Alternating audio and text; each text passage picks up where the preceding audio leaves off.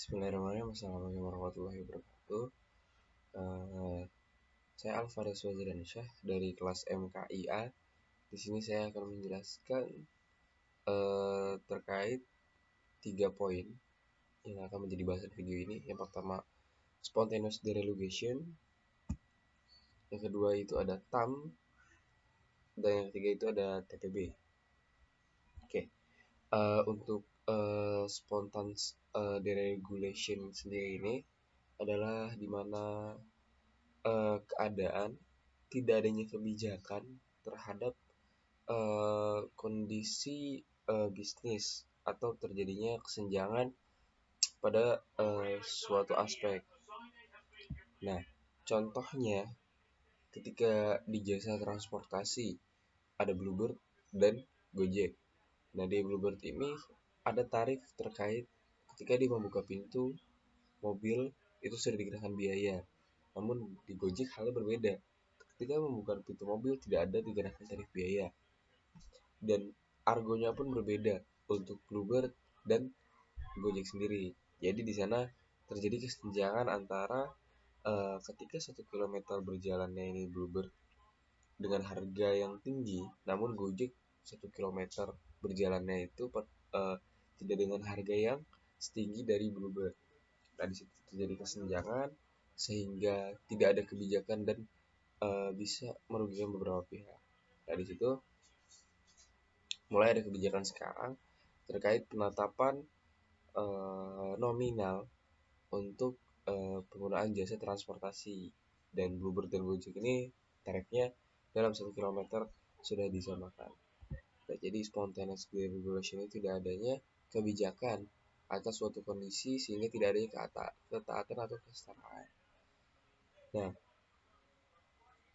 mengapa itu bisa terjadi?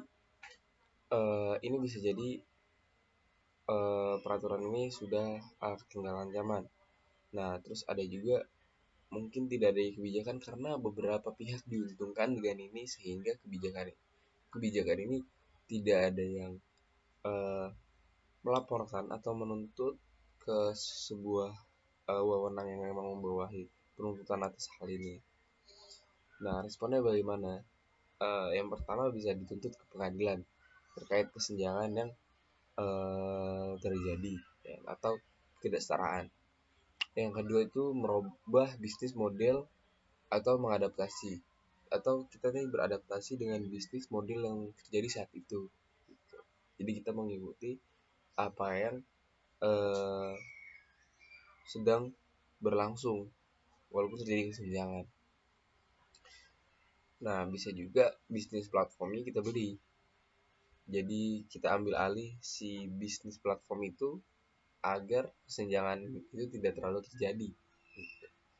Atau kita bisa kolaborasi bersama-sama dengan mengikuti perbedaan-perbedaan, tapi dengan perbedaan itu kita kolaborasi jadi masih sedikit settle.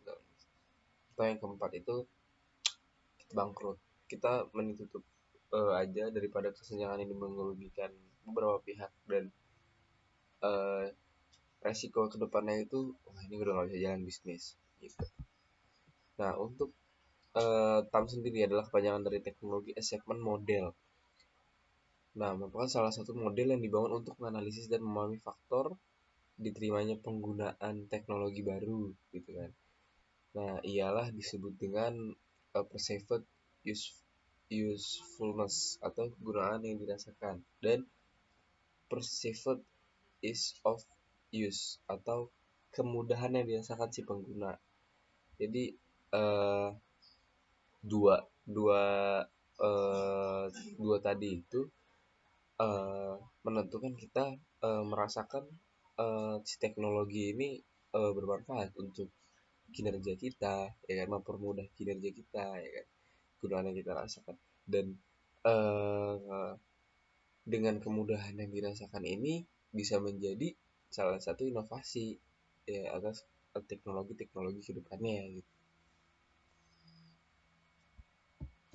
Nah, ada juga theory of blended behavior. Teori perilaku terencana adalah teori yang menghubungkan keyakinan dengan perilaku. Nah, eh Teori perilaku yang direncanakan merupakan teori yang menjelaskan tentang penyebab timbulnya intensi berperilaku, yaitu seberapa keras individu mencoba dan seberapa keras usaha dari korban dalam melakukan sesuatu. Jadi perilaku itu mempengaruhi kinerja kita, ya kan? Dalam tabel yang ada di akhirnya itu ada behavior. Nah, jadi perilaku itu bisa mempengaruhi kinerja kita. Nah, tapi perilaku juga bisa mempengaruhi sebuah apa namanya ketaatan atau sikap kita di dalam perusahaan. Nah, perilaku-perilaku itu bisa mencerminkan kita dari si perusahaan tersebut atau norma-norma yang ada gitu kan. Dan contoh perilaku yang ada itu ketika kita bersikap baik eh, pada sesama teman kantor segala macam, dan itu menimbulkan interaksi yang positif gitu kan.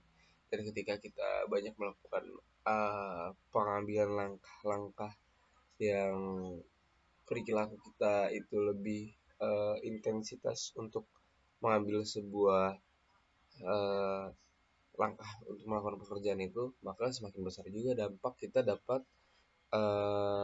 benefit atas perusahaan. Misal contoh naik jabatan atau hal-hal lain, contohnya seperti itu.